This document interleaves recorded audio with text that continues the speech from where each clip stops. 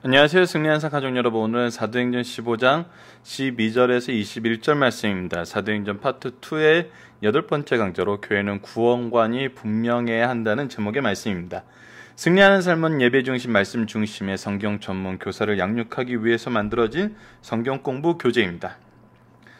지금 현재 2016년 6월 저희들은 사도행전 13장에서 19장 말씀을 상고하고 있습니다.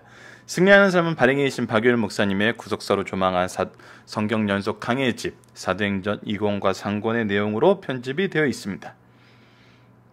전체 구조에 대해서는 저희들 주일날 강좌를 참조해 주시고요. 전체 구조 안에서 이번 주의 말씀이 우리에게 가르쳐주는 부분이 무엇인지를 우리가 상고하는 시간 또한 주일날 가졌습니다. 그 내용을 중심으로 이번 일주일 말씀을 어떻게 묵상하는지 묵상의 제목을 한 가지 줬는데 그것이 무엇이냐면 우리가 전하는 복음의 내용은 무엇이며 전파된 결과는 어떠한가라는 것입니다. 오늘 말씀과 연결해서 이 묵상의 내용을 한번 생각해 본다면은 교회에 있어서 구원과는 이신득이 믿음에 의해서 이루어진다는 것입니다. 그러나 이 구원받은 공동체인 교회 안에서 문제가 생겼을 때 복음의 전파, 복음에 의한 이 신앙적인 삶을 살면서 그것이 문제가 생겼을 때 어떻게 해야 된다는 것을 오늘 말씀을 가르쳐주냐면 바로 은혜와 질서 속에서 해야 된다는 것입니다. 이 질서를 가르쳐 주는 것이 또 무엇이냐면 성경에 있습니다. 특히 구약의 성경을 우리가 신약에서 복음이 완성되고 하나님께서 우리를 사랑하셔서 구원을 얻게 하시기 위해서 말씀을 주셨어요. 이 말씀이 신약에서 예수 그리스도를 통한 대속의 은혜로 이루어짐을 알게 하였고 믿음을 통해서 이 은혜를 우리가 얻게 되면 이 은혜를 얻게 된다는 것도 잘못된 표현이죠. 우리가 하는 것이 아니기 때문에 이 은혜에 들어가게 됨을 이 믿음과 모든 것이 하나님의 선물임을 우리가 알게 해요. 그래서 때로는 구약이 불필요하다고 생각하는 사람도 있어요. 하지만 그렇지 않습니다. 항상 말씀은 우리에게 왜 하나님께서 우리를 구원하셨고 이 구원을 하실 수밖에 없는 하나님의 모습, 그 안에서 우리는 무엇을 발견하게 되냐면 하나님과 우리의 관계, 이 온 우주와 하나님과의 관계, 이 온 우주에서 우리의 위치와 그 안에서 하나님과의 관계, 이것은 항상 질서를 얘기하고 있다는 겁니다. 이 질서는 바로 하나님의 은혜의 표현입니다. 하나님의 은혜가 이 질서를 우리에게 수여해 주시고 이 안에서 하나님의 모든 것을 누리게 하시는 거예요. 그래서 항상 교회에 문제가 생겼을 때는 은혜 속에서 질서에 따라서 한다는 것입니다. 그래서 우리가 전하는 복음은 구약을 무시한 복음이 아니고 질서를 무시한 복음이 아니고 은혜만 강조하는 복음이 아니고 이 모든 것이 하나 된 하나님의 말씀이라는 것입니다. 우리가 성경에서 무엇은 제하고 무엇은 따르는 거 잘못된 거예요. 그렇다면 오늘 더 중요하게 우리가 마지막에 적용하기 문제에서까지 한번 묵상할 내용은 무엇이냐면 복음 안에서 이신득이의 이 신앙을 우리가 바로 성립하는 것이 바로 이 믿는 것이 굉장히 중요하고 이 신앙을 바로 세우는 것이 굉장히 중요하지만 이행에 대해서 이행득이는 아니에요. 하지만 내가 어떤 율례를 정하고 지키는 것에 대해서 이것을 어떻게 봐야 되냐는 거예요. 이것은 우리가 또 우리의 기준대로 가면은 이것은 또 누군가를 나와 다른 자를 비난하는 그런 형상의 결과를 낳게 됩니다. 그러나 분명히 알아야 되는 것은 구원의 방법은 단 하나예요. 예수 그리스도를 믿는 믿음 안에서 구원을 얻어요. 그러나 그 믿음 안에서 나타나는 모습은 성령께서 우리에게 주신 은사에 따라서 각각 다르게 나타나요. 그리고 그 다른 은사들이 모아는 데 하나가 되어 예수 그리스도의 복음을 전하는 데 하나가 되는 걸 볼 수 있어요. 그래서 다양함이 교회는 분명히 존재해요. 왜? 성령께서 다양한 은사로 우리에게 허락하여 주셨으니까. 이 다양성 속에서 우리가 무엇을 발견하게 되냐면 바로 하나님의 놀라운 섭리의 다양함을 보게 되고 그 사랑의 깊이를 경험하게 되는 것입니다. 그래서 내가 생각하는 편협한 생각 속에서 이루어지는 것이 아니라 훨씬 더 넓고 훨씬 더 깊고 훨씬 더 놀랍고 훨씬 더 오랜 세월 진행된 하나님의 은혜를 보게 되는 거예요. 그랬을 때 모든 것이 협력하여 선을 이루시는 하나님의 능력을 우리가 다시 한번 경험하면서 겸손하게 하나님을 찬양할 수밖에 없는 것입니다. 그래서 우리가 기준을 잘 세우고 말씀을 중심으로 했을 때 중요한 것은 틀린 것과 다른 것은 구분할 줄 알아야 되는 겁니다. 틀린 것과 다양한 것의 차이는 구분할 줄 알아야 된다는 거예요. 오늘 말씀이 그러한 자세를 사도들이 얼마나 정말 성경적으로 설명해 주는지를 보여주는 말씀입니다. 자, 그럼 오늘 본문 말씀을 보도록 하겠습니다. 교회는 구원관이 분명해야 된다. 사도행전 15장 12절에서 21절까지의 말씀입니다. 온 무리가 가만히 있어. 자, 베드로가 먼저 성령의 경험과 하나님의 섭리에 대해서 얘기를 하고 그 하나님의 섭리에 대해서 바나바, 바울이 경험한 바를 하나님의 섭리를 지금 얘기하고 있어요.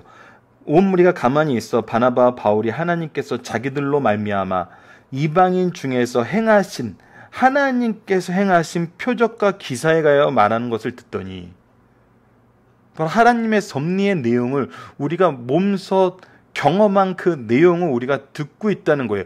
이거에 대해서는 바울과 바나바만 있었던 것이 아니라 선교 사역에 동참했던 사람들이 있고 안디옥 교회에서 같이 왔던 사람들도 동일하게 같이 증명할 수 있었던 내용이에요. 이거에 대한 증거는 분명히 있어요. 말을 마침에 이때 이제 드디어 어제 우리가 상고했던 대로 15장의 구주에서 나타났던 것처럼 이것이 성경 말씀과 하나님의 말씀과 일치했음을 선지자적인 선포를 야고보 사도가 하게 됩니다. 야고보가 대답하여 이르되 형제들아 내 말을 들으라. 하나님이 처음으로 이방인 중에 자기 이름을 위할 백성을 취하시려고 그들을 돌보신 것을 시므온이 말하였으니 선지자들의 말씀이 이와 일치함으로 기록된 바 이후에 내가 돌아와서 다윗의 무너진 장막을 다시 지으며 또 그 허물어진 것을 다시 지어 일으킬 것이니 이는 그 남은 사람들과 내 이름으로 일컫는 바는 모든 이방인들도 주를 찾게 하려며 하셨으니 즉 선지자들의 말씀이 이 내용을 이미 하나님의 말씀으로 대언한 자들이 증언하였다는 거예요. 성경에 기록되어 있는 말씀이라는 거예요. 그래서 이방인들도 주를 찾게 되는 역사가 이 성경의 구약 말씀에 분명히 기록되어 있고 그것이 지금 이루어졌다는 거예요. 그래서 18절 봅시다. 즉 예로부터 이것을 알게 하시는 주의 말씀이라 한가 같으니라. 그래서 이거는 예전부터 이미 하나님께서 계획하시고 이루시기로 우리에게 언약으로 주신 말씀이란 거예요. 그러므로 내 의견에는 이방인 중에 하나님께로 돌아오는 자들을 괴롭게 하지 말고 하나님께로 돌아오는 자들은 무엇을 가지고 돌아오냐면 예수 그리스도의 이름을 가지고 들어오고 있어요. 예수 그리스도. 즉 예수님을 통한 일신득의 믿음을 가지고 오고 있는데 이들을 괴롭게 할 이유가 전혀 없다는 거예요. 왜? 이것은 하나님의 방법이기 때문이에요. 하나님께서 미리 말씀하셨고 이것을 말씀대로 이루셨고 이룬 그 결과로 이들이 오고 있어요. 하나님이 부르셨고 하나님이 선언하셨고 하나님이 선택한 사람들이에요. 근데 왜 이들을 우리가 괴롭게 하겠어요? 하지만 여기서 끝나지 않습니다. 자, 20절을 봅시다. 다만 우상의 더러운 것과 음행과 목매어 죽인 것과 피를 멀리하라고 편지하는 것이 옳으니 자, 그러나 율법 안에서 우상의 더러운 것과 음행과 목매어 죽인 것과 피를 멀리하는 것이 편리하라고 편지하는 것이 옳으니 이렇게 얘기하는 이유는 뭐냐면 이는 예로부터 각 성에서 모세를 전하는 자가 있어 이것은 누구를 뭘 얘기하냐면 회당 제도를 얘기하고 있어요. 회당 제도를 하나님께서 만드시고 그 안에서 무엇을 하게 하셨냐면 모세의 말씀을 전하고 안식을 해서 그 율례대로 우리가 지켜야 될 전통에 대해서 얘기하고 있었어요. 그래서 안식일마다 회당에서 그 글을 읽음이라. 바로 모세의 율법에서 얘기하고 있는 우상의 더러운 것과 음행과 목무에 죽인 것과 피를 멀리하는 일은 여전히 지키고 있었고 지키라고 지금도 가르치고 있어요. 그래서 이런 것에 대해서는 멀리하라고 얘기하는 것이 옳다고 얘기하시고, 이건 두 가지 의미가 있습니다. 이 부분에 대해서는 첫 번째, 하나님의, 우리가 서론에서도 얘기했다시피 하나님의 말씀 안에서는 여전히 유효한 법이 있는가 하면은 예수 그리스도를 우리에게 소개하기 위해서 예표적으로 주신 말씀이 있어요. 자, 처음부터 있었던 하나님의 말씀을 무엇이라 하냐면, 우리가 쉽게 이제 세 가지 범주로 구분을 하고 있고, 이 부분에 대해서는 여러 말씀을 연구할 때마다 이 관련된 법이 나왔을 때 우리가 묵상을 한 적이 있어요. 그리고 특히 마태복음에서도 이 부분에 대해서 얘기를 했는데, 왜냐하면 예수님이 율법을 어긴 거냐, 예수님께서 안식일법을 어긴 거냐, 이것은 정말 하나님께서 주신 율법을 어긴 거냐는 그 논란이 있을 때 아니라 그랬죠. 왜 아니었나 그러냐면, 하나님께서 원래 이 법을 주신 입법 취지와 이것을 지키려고 하는 유대인들이 만든 시행령이 서로 상충되는 거예요. 하나님의 원래 뜻과 다른 거예요. 그래서 모법과 다른 시행령을 만들었어요. 그래서 자기들의 법으로 하나님의 법을 폐하고 있었어요. 그런 것을 한 예수님께서 다 고치셨어요. 그래서 그런 잘못된 법을 어긴 것으로 예수님이 죄를 지었다고 할 수 없고, 예수님이 정말 율법을 어겼으면 죄인 되었기 때문에 죄인으로서는 우리를 구원할 수 없어요. 그래서 우리가 분명히 성경을 통해서 발견하게 되는 것은 예수님은 죄가 없으시다. 왜냐하면 하나님께서 원래 주셨던 그 율법은 어긴 것이 하나도 없기 때문에. 자, 그래서 세 가지로 우리가 또 성경, 그렇다고 이제 모든 것이 이제 막 일괄적으로 사라지고 그런 건 아니라는 것을 가르쳐주기 위해서 목사님이 세 가지로 정리를 해놨어요. 첫 번째는 뭐냐면 도덕법이에요. 도덕법이라고 얘기하니까 이걸 또 이제 우리가 이제 양심의 법 뭐 이렇게 생각할 수 있는데, 이거는 그거하고는 달라요. 이거 누가 주신 거냐면 하나님이 주신 것이고, 지금 소개되고 있는 모든 것은 대부분 하나님께서 이렇게 직접 이렇게 우리에게 주신 것도 많이 있기 때문에, 근데 이 하나님의 주신 것이라는 그 의미 안에 이거는 무엇을 그냥 하나님과 우리와의 동일한 단어가 이제 굉장히 잘 그 상황을 설명하는데, 바로 질서를 가르쳐주는 법이라는 겁니다. 그래서 도덕법은 우리가 생각하는 그냥 이렇게 양심의 법, 그런 게 아니라 하나님과의 관계에서에 대한 법이에요. 그래서 하나님에 대한 인간의 의무, 즉 예배의 대상과 예배의 방법과 예배의 태도와 예배 날에 대한 법이요, 둘째는 인간 상호 간의 의무예요. 이게 대표적인 게 뭐냐면 바로 십계명이에요. 여러분, 십계명은 지금도 유효한 법입니다. 하나님께 예배하는 내용, 인간 사이에 나타나는 내용, 이것은 하나님께서 창조의 섭리 안에서 하나님의 질서를 보여주는 법이거든요. 그래서 이것이 대표적인 것이 모세법으로, 십계명으로, 이것은 지금 현재도 유효한 법이에요. 자, 두 번째는 뭐냐면 시민법이에요. 시민법은 이 십계명의 기초를 둔 법이긴 한데, 당시 사회에서 필요했던 내용들을 포함하고 있어요. 근데 이것은 특징이 뭐냐면, 유효한 것이 있는가 하면 재해석해야 되는 부분이 있어요. 그래서 이것은 어떤 의미를 담고 있기 때문에 그 의미에 대해서 이해를 하고, 그 의미가 우리에게 주는 교훈에 따라서 우리가 지금 현재 재해석해야 되는 부분들이 있어요. 그런 것이 시민법의 특징이고, 세 번째는 의식법으로 제사 및 성결례법이에요. 의식법, 제사 및 성결례법. 자, 이것은 무엇을 얘기하냐면 바로 예수 그리스도를 예표하는, 바로 그거예요. 그래서 이 제사법은 지금 현재는 필요가 없어요. 왜? 예수님께서 단번에 드려 우리를 대속한 바 되었기 때문에 이 부분에 대해서는 우리가 히브리서 묵상을 할 때 다시 한번 상고하게 됩니다. 우리가 올해 히브리서를 10월과 11월에 보게 돼 있어요. 그래서 이 부분은 우리가 그때 더 자세히 묵상하는 시간을 갖도록 하겠습니다. 그러니까 모든 것이 일률적으로 펴여주고 사라진 것이 아니에요.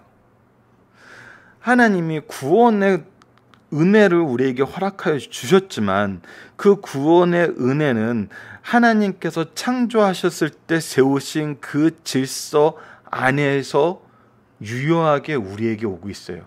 그래서 이 질서까지 완전히 폐한 게 아니에요. 근데 이 질서를 폐한 것으로 알고 잘못 해석하는 사람들이 있어서 이 말씀을 준 것이고, 두 번째는 어떤 의미냐면 지금도 각 성에서 안식일마다 회당에서 이것을 배우고 이것을 지켜야 된다고 생각하는 사람들이 있어요. 이 사람들에게 우리가 그거는 오래된 거야, 너희들이 쓸데없이 그렇게 살 필요 없어, 이렇게 얘기할 수 있냐는 거예요. 그렇지 않다는 거예요. 이것이 죄를 짓는 것은 아니에요.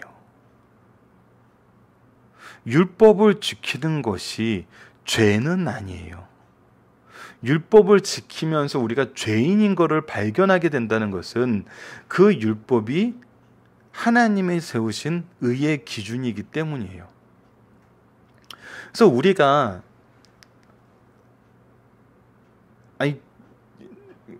저희가 미국에 갔을 때 처음 이제 많은 분들이 얘기했던 것 중에 하나가 뭐냐면,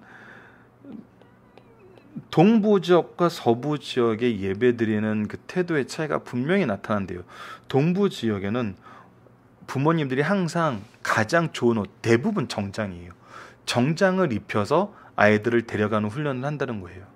그래서 예배 때는 가장 준비된 모습으로 예배 드리는 것을 어려서부터 가르친다는 거예요. 근데 서부 가면은 청바지에 그냥 티셔츠 이렇게 하나.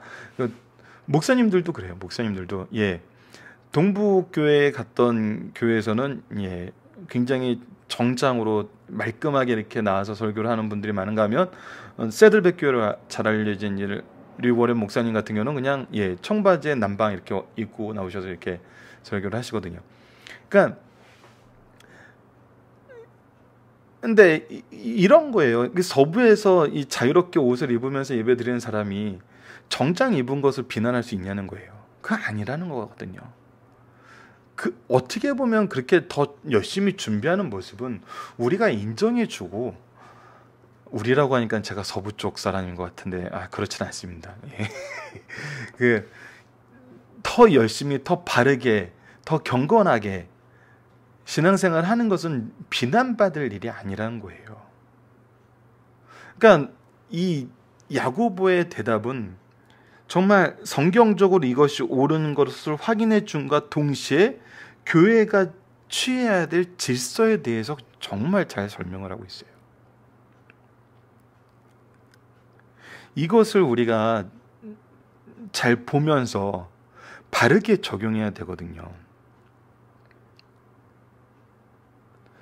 이것을 우리가 자의적으로 또 해석하기 시작하면은 서로를 비난하고 공격하고 인정하지 않는, 그래서 하나 되게 하는 것이 아니라 갈라지게 하는.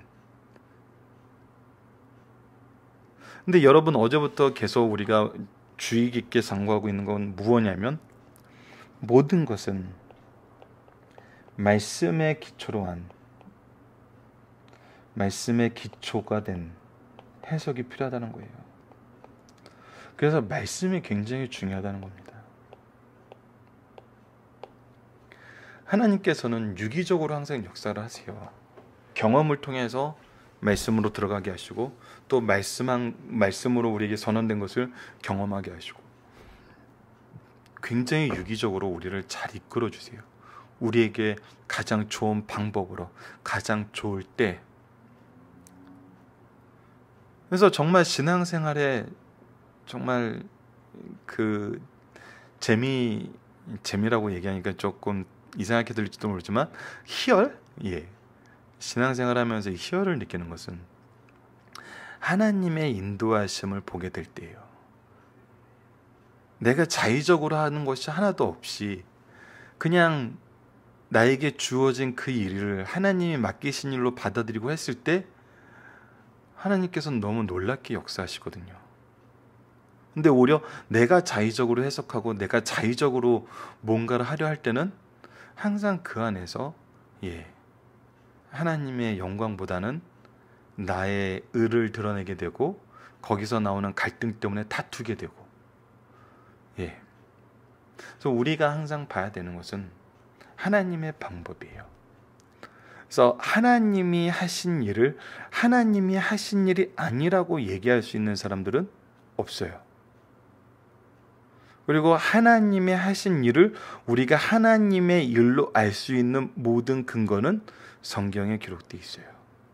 그래서 성경이 완성된, 계시가 완성된 이 시대에 살고 있는 우리가 축복받은 이유가 그거예요. 우리는 유혹받을 거리가 없어요. 우리가 유혹받는 이유는 뭐고 우리가 실패한 이유는 무엇이냐면 이 말씀을 가까이 하지 않기 때문이거든요. 말씀보다 다른 것이 더 우선되면은 항상 우리에게는 시험이 오고 잘못된 타락으로 가게 되는 것을 우리가 보게 됩니다. 자, 본문 묵상하기를 보도록 하겠습니다. 우리가 먼저 확인한 것은 무엇인가요? 이것이 정말 하나님의 섭리인가 아닌가, 하나님이 하신 일은 무엇인가, 이것을 확인한 거죠. 하나님께서 어떻게 역사하셨나, 하나님의 섭리의 그 과정과 결과는 무엇이었나. 야고보는 이 모든 일이 무엇과 일치함을 말하나요? 선지자의 말씀이 이와 일치하도다 하면서 말씀과 일치됨을 확인해줘요. 그래서 20절과 21절을 통해서 발견하게 되는 질서는 무엇인가? 조금 전에 우리가 같이 묵상해봤던 내용입니다. 하나님의 법은, 도덕법은, 하나님과의 관계에서의 질서는 유효해요. 창조의 질서 안에서 선언된 것이에요. 그러나 시민법은 재해석할 수 있는 부분이 많고 다시 바라볼 부분이 많으면서 의식 및 성결의 법은 예수님을 예표한 것이기 때문에 지금 필요치 않은 것이 많아요. 이것을 구분할 수 있어야 된다는 거예요. 이것이, 그리고 율법을 지킨다는 것은 죄가 아니라는 거예요. 죄가 아닌 것을 우리가 정죄할 수 없어요. 그것도 인정해야 된다는 거예요. 그랬을 때 각자의 위치에서 각자의 맡은 사명이 성령의 역사하심 안에서 하나가 되어서 협력하여 선을 이루게 하시는 하나님의 역사를 경험하게 되는 것입니다. 이것이 교회와 가정에서 경험되었을 때 놀라운 연합을 우리가 경험하게 돼요. 세상이 무너뜨릴 수 없는 연합을 경험하게 돼요. 이것을 경험하는 승리하는 삶 가족 여러분들 되었으면 합니다. 교회에서 어떤 문제가 발생할 때 충분한 토의가 필요하다는 겁니다. 이 부분에 대해서는 충분히 토의를 해야 돼요. 그랬을 때 말씀을 기준으로 바르게 판단할 수 있어요. 충분한 토의란 누구나 동등하게 발언하고 질서 있게 발언하며 확실한 증거를 가지고 발언하는 것을 얘기해요. 동등과 질서와 증거가 세 가지가 드러난다는 것입니다. 무엇을 통해서? 토론을 통해서. 예루살렘 공회에는 이 점에 본문이 되었어요. 반대파도 발언하였고 대표 사도가 발언하였으며 바나바 바울도 발언하였고 야고보 감독이 발언하였어요. 모두 골고루 질서 있게 발언하였어요. 그러나 결의하는, 여기가 중요한 것입니다. 결의하는 다수결에 예측되지 않고 진리, 말씀에 입각하여 결정되는 것을 보여주는 거 있어요. 이것을 우리가 이제 헷갈리면 안 돼요. 교회라면은 복음으로 이렇게 해석을 해줬는데 누가 반대하겠어? 근데 반대하는 경우가 생긴다는 것입니다. 그러할 때에도 우리는 어떻게 해야 된다고요? 다수결이 아니라 말씀에 입각하여 결정하는 것이 성경적인 방법이란 겁니다. 공회에서 주토론은 이신득구냐 이행득구 두 문제였어요. 다시 말하면 이방인의 구원은 하나님의 자비에 의한 것인가 모세의 율법을 지킴으로써 인가입니다. 장시라는 토론 끝에 이방인의 구원의 근거는 율법의 준수가 아닌 하나님의 은혜임을 확정지었어요. 이것은 이방인의 구원의 근거만 얘기하는 것이 아니라 모든 사람들의 구원의 근거를 선언한 것이죠. 이 회의는 다른 사람의 의견을 배격하지도 않았고 다수가 소수의 의견을 누르지도 않았으며 비진리적인 다수의 횡포도 없이 성령의 역사로 잘 끝났어요. 정말 이것이 있습니다. 질서와 은혜가 있어요. 그 안에서 하나됨이 있어요. 이것이 정말 교회에 일어나는 성령의 역사하심 가운데 가장 아름다운 모습인 겁니다. 오늘 우리 교회가 따라야 할 의사결정의 바른 과정을 보여주신 말씀이에요. 예루살렘 공의의 결의안의 핵심은 말씀에 의지하여 결정하였을 때 진리해야 한 것을 핵심으로 하였어요. 또한 당시의 배경 속에서 공공의 질서와 선량한 풍속을 해하지 않고 누구나 쉽게 이해하고 지킬 수 있는 것을 내용으로 하였어요. 기독교 윤리는 언제나 실현 가능하면서도 한 단계 향상된 목표를 정하고 실천해야 할 것을 가르쳐주는 말씀이에요. 한 단계 성장한다는 것은 무엇을 얘기할까요?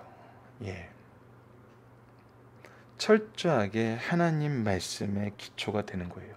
그리고 가장 아름다운 것은 이 말씀의 기초를 더욱더 잘 쌓아나가는 방법으로 이루어져야 된다는 거예요.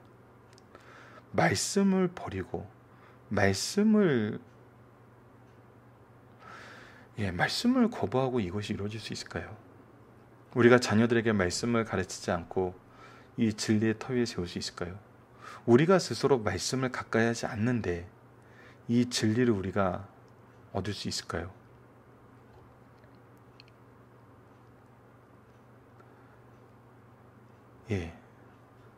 여러분, 말씀을 세우는 일을 피하지 마십시오. 승리한 사람이 만들어진 이유는 정말 이 말씀을 풍족하게 누리고 적용하고 의지하고 경험하기 위해서요. 이것을 다른 것과 바꾸는 일은 우리 교회와 가정에서 없었으면 합니다. 살펴보기 정답 여러분들 카페를 통해서 확인을 해주시고요. 자, 오늘 적용하기 문제입니다. 율법적인 삶을 사는 사람이 주의할 것은 무엇입니까? 다니엘이 정한 자기 규례라는 것이 있어요. 이것은 하나님과 나의 관계에서 하나님을 향한 정말 바른 마음이었어요. 이것은 바른 마음입니다. 이것을 하나님은 기쁘게 보시고 축복하셨어요. 하나님을 향한 바른 마음은 축복의 통로가 돼요. 하지만 이거는 어디까지나 나의 규례예요. 나의 규례라는 건 하나님과 나 사이의 약속이라는 거예요. 이 약속이 하나님 앞에 나의 소망과 하나님을 향한 사랑과 하나님을 향한 나의 열정이 나타나는 것이지, 다른 사람들을 비판하고 판단하는 율법적 기준이 되는 것은 아니거든요. 그래서 율법적인 삶을 사는 사람들이 주의할 것은 나의 율법적인 기준이 사람을 향해서 있어서는 안 된다는 거예요.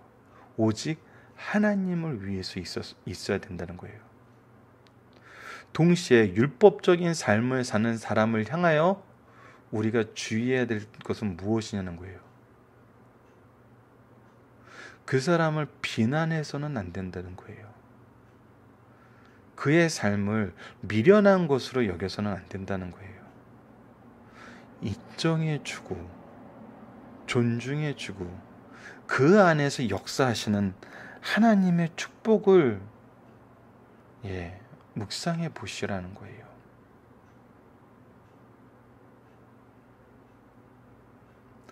율법적인 삶이 사람을 향한 것이 아니라 하나님을 향한 것이었을 때는 굉장히 이것은 아름다운 삶이 됩니다.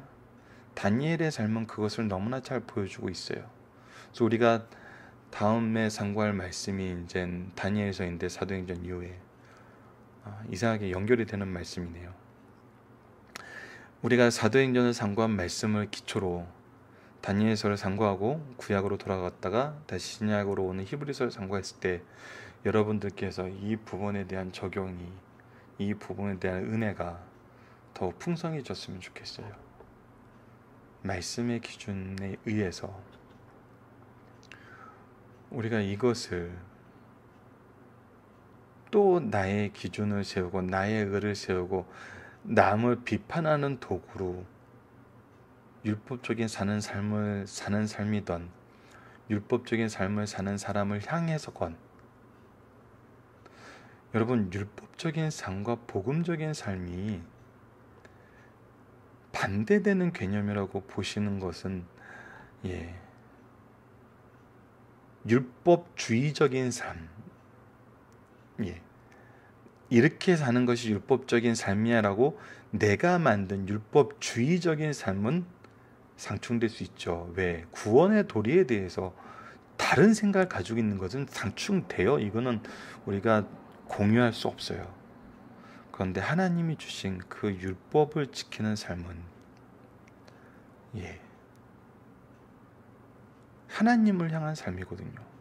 하나님을 기준으로 하는 삶이거든요. 이것이 비난받을 이유는 전혀 없습니다. 그리고 율법적인 삶을 사는 삶도 다시 한번 강조하지만 이것은 하나님을 향한 것이에요. 사람을 향한 나의 기준이 되어서는 안 된다는 겁니다. 자, 말씀을 기초로 기도하기를 통해서 마치겠습니다. 하나님의 은혜 안에 사는 우리가 서로를 향해 이해하지 못할 갈등과 정죄가 생기지 않게 해주시고 주의 뜻 안에서 서로를 인정하고 신뢰하며 주님의 크심을 경험하게 하여 주소서. 모든 문제의 해결을 질서 안에서 은혜 가운데 이끌어가는 교회와 가정이 되게 하여 주소서. 예수님 이름으로 기도드립니다. 아멘.